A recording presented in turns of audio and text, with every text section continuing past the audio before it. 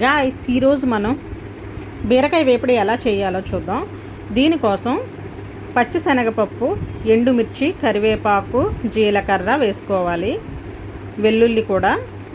అయితే వేగిన తర్వాత బీరకాయ ముక్కల్ని చిన్న చిన్నగా కట్ చేసి అందులో వేసుకుని సిమ్లో పెట్టి దోరగా మగ్గించుకోవాలి. ఇలా ఈ రకంగా అటు ఇటు కలుపుతూ కాసేపు సిమ్లో ఉంచితే బీరకాయలు చాలా తొందరగా మగ్గిపోతాయి గాయస్.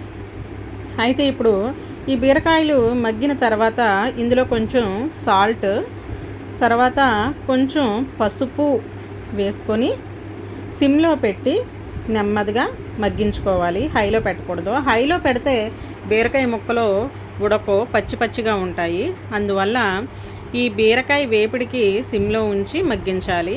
చాలా తొందరగా అయిపోద్ది గాయస్.